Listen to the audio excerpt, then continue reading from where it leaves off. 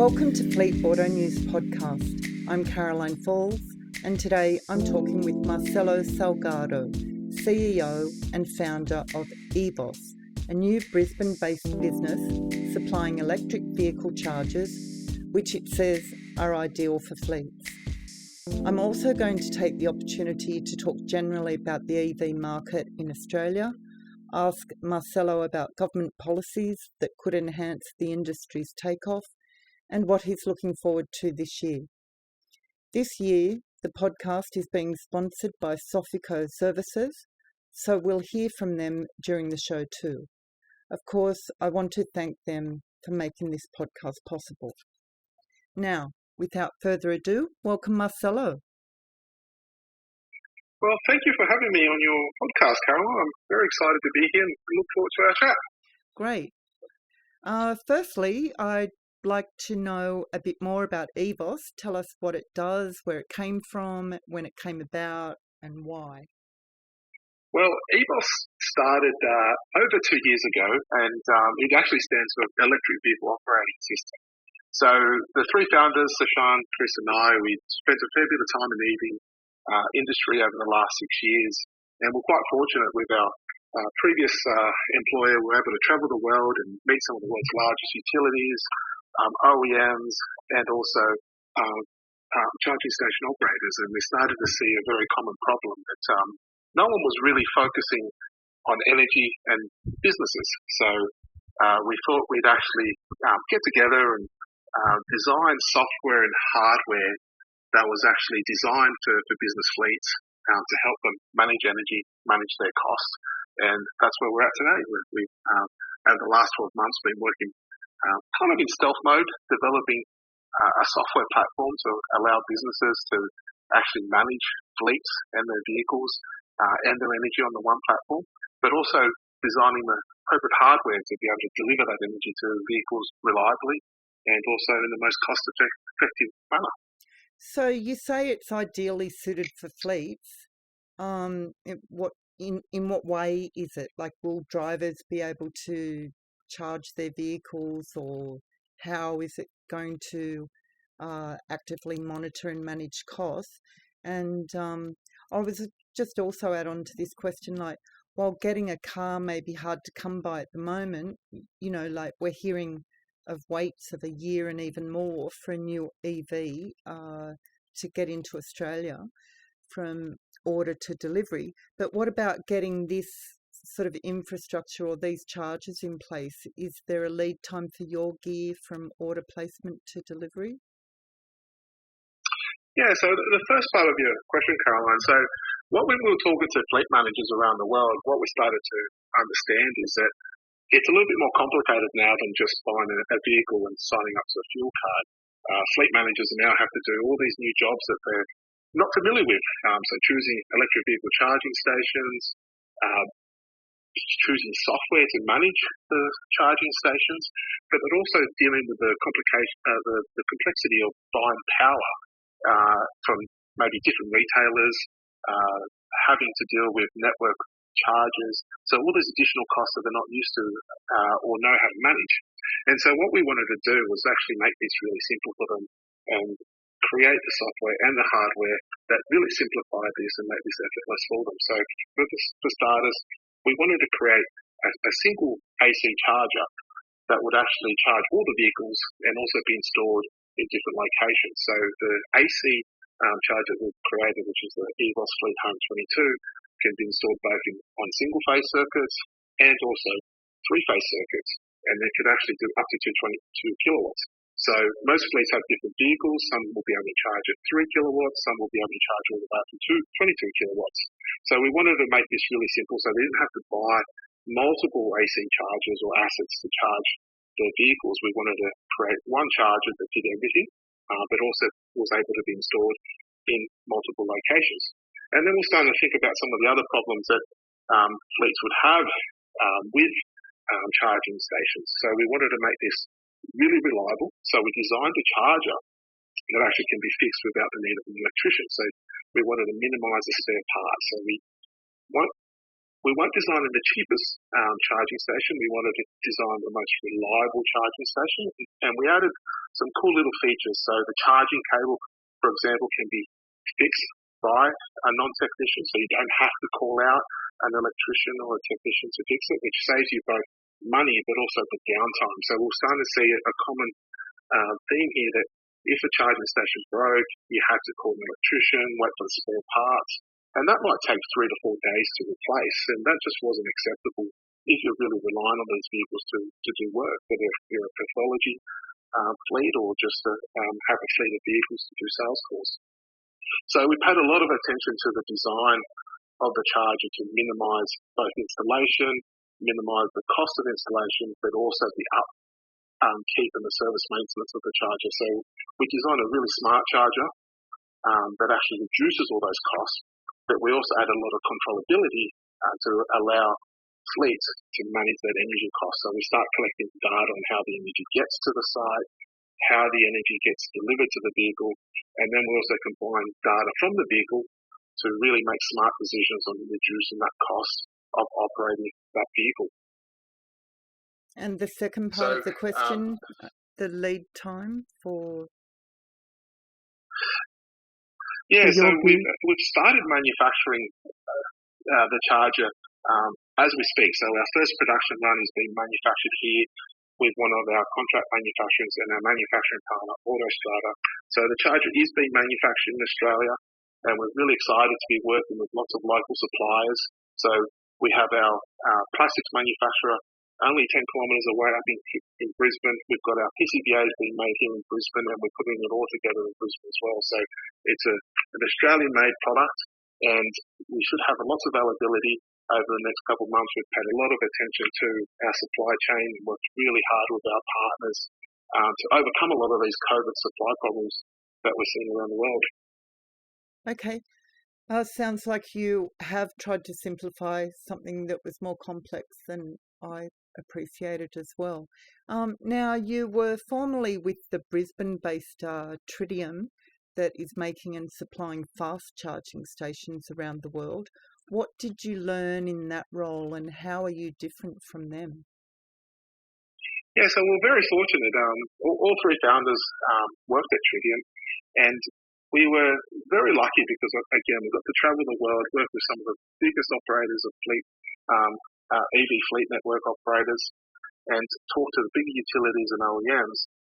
And we started to realise that, yes, there is a big demand for DC chargers. We need DC chargers for convenience, and we're doing those big trips. But the reality is that most people are charging on AC infrastructure.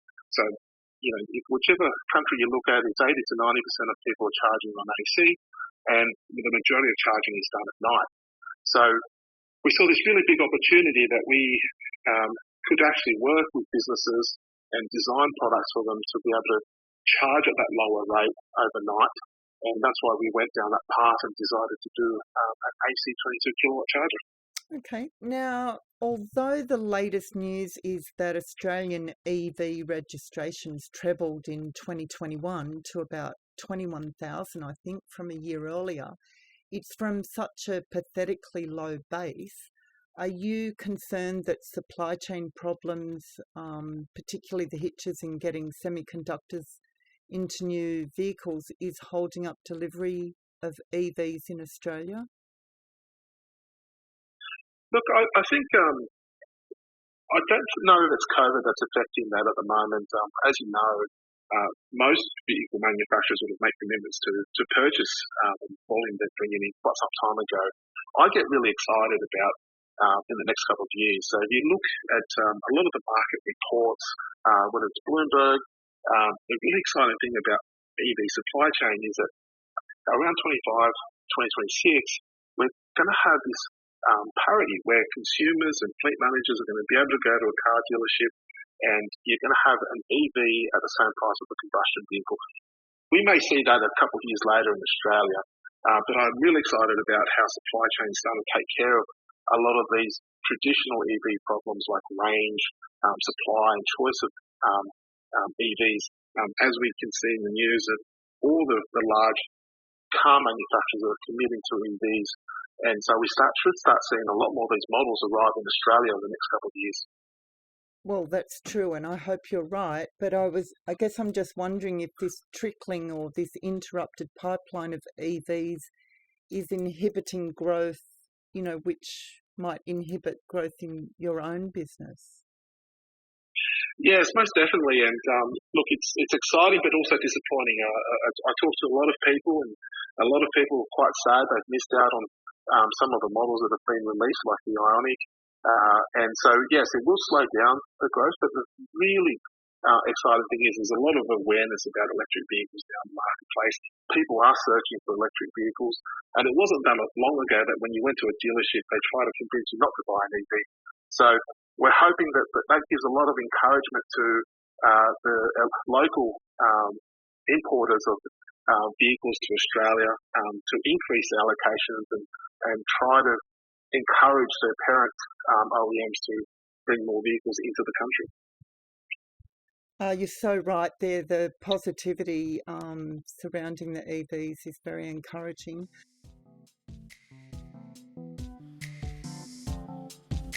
We'll be back after a short break for a word from our sponsor, Sofico Services.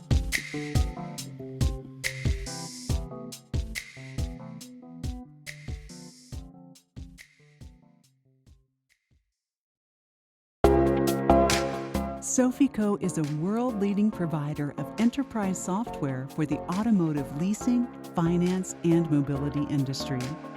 For more than 30 years, international leasing companies and OEMs count on Sofico's expertise and technology to help them transform innovative product concepts into streamlined business processes and engaging customer experiences. With more than 370 experts, 8 offices on 4 continents, and an annual growth averaging 15%, Sofico is perfectly positioned to help its customers succeed in a rapidly changing market where electrification, shared fleets, and multimodal mobility challenge us and our customers to play a pioneering role. Continuous investment in people, innovation, and leading-edge technology is the basis for continued growth and success. I just wonder as well, though, Australia's emissions policies haven't been updated for years, despite expectations of European-style lower emission fuels since at least 2015. And Australia's competing for new vehicles with bigger countries that have tighter emissions policies and therefore less options for new vehicles. Are you concerned about what's happening or not happening in the Australian policy space? Yeah, look, we'd all like to see more being done, and we've had some encouraging news over the last year or so. And one of the great things I look at is that we're finally all in agreement when it comes to government. All levels of government agree that we need to do more with EVs and EV policy. We've seen some great leadership with some other governments like New South Wales. But I think, yes, I think vehicle emissions policy is probably the easiest thing for us to actually amend. Won't cost the government anything in tax revenue, and tidying up those emissions policies will encourage the large manufacturers to bring better vehicles to Australia and import more EVs. Well, we're heading into a federal election in the next couple of months. Well, I think it's May is around about the final date for it. But as a business owner in the EV space, what policies do you want to see some action on ASAP? Yeah, look, so I'd love to see more being done on fringe benefits tax. If we can encourage and make it easier for businesses to buy EVs, that's a massive win for the market, for the industry. And again, I think the biggest one is that emissions policy. We've also had a little bit of government support. We just got awarded an acceleration grant from the federal government to help us commercialise our EV technology. So a lot more of that would be great in the marketplace.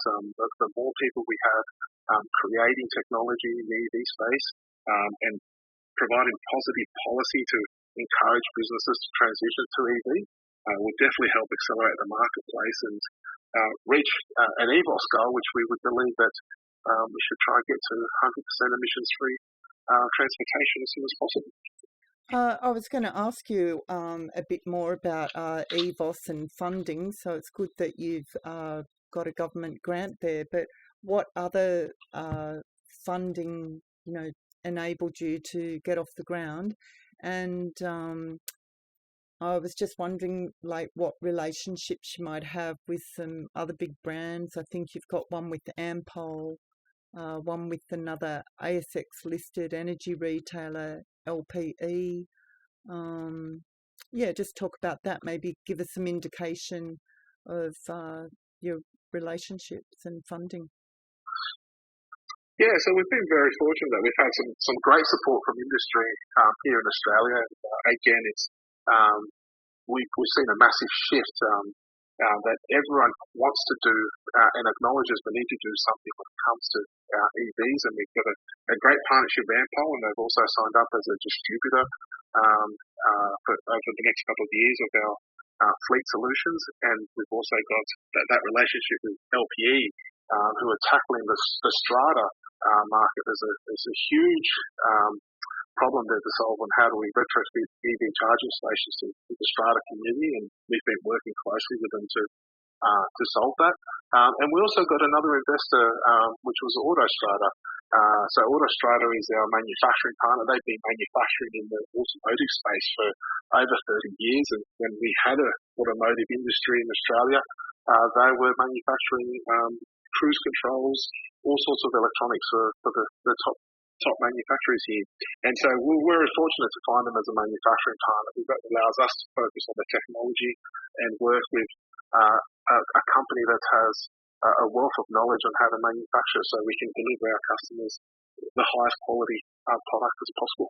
I'm sure they were excited to partner up with you as well, given the loss of the automotive industry, a few years ago in Australia. I was also just curious with the charger, your charger, do you buy it or lease it, or, either or? Both. So we want to make this simple and give our customers the flexibility. So at the moment, you can buy the charger, and we can help you organise installation, and we'll have a list of approved installers. But we also will be launching a product later this year, which is called the Distributed Depot and EV Energy as a Service, where we want to actually make this really simple for fleets, because once we're talking to the fleet managers, one of their biggest concerns was now they've got more capital they need to spend because they need to buy chargers, and so they also had trouble understanding the cost of calculating the cost of running that fleet. So we want to get to the stage where we can actually lease it to our customers, and we'll go and install the charger, we'll maintain it, we'll make sure that you've got a working, reliable charger, and then turn that into more of an operational expense, and more traditionally how you buy fuel right now. And so we're transitioning into that business model over the next 12 months, where we want our customers to be able to lease the charging stations and pay for just the energy they're using. All that fits in with the whole circular economy model, which is something I want to talk about this year, the circular economy principles. And so just more on that, I'm just wondering, the circular economy principles are things like reuse, remanufacture, what will happen to it at the end of its life. And so can you tell us what's going to happen to the charger at the end of its useful life?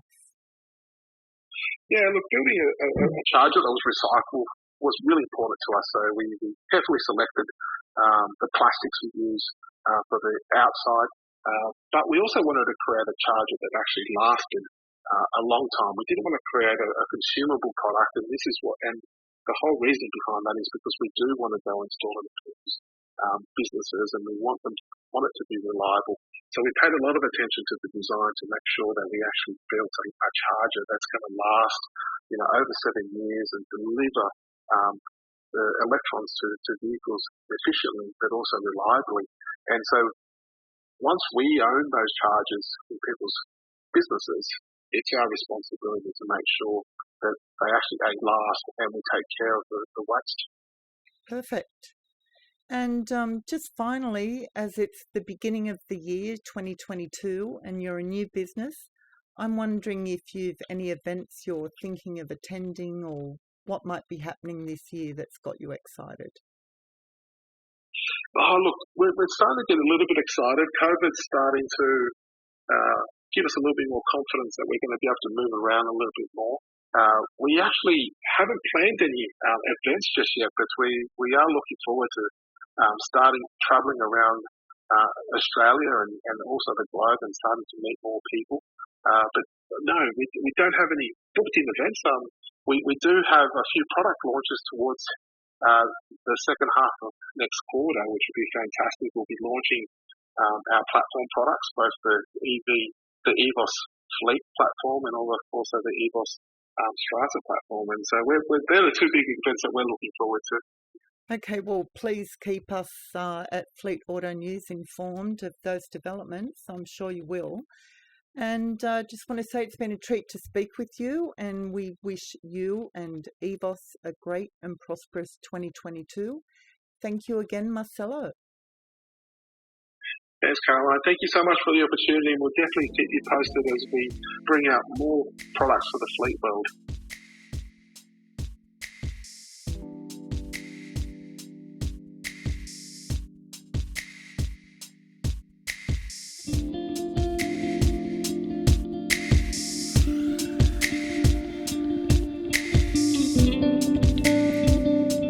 You've been listening to Fleet Auto News podcast. It was edited and produced by Isabella Fiorentino. Thank you again to our new sponsor, Sofico Services. It's great to have you on board. The original theme music for this podcast was created by Isabella Fiorentino. You can follow us on Spotify. Just search for Fleet Auto News. We're also on Instagram, Facebook and YouTube. Our website is fleetautonews.com, where you can get all our stories, videos and podcasts. Until next time, drive safely and take care.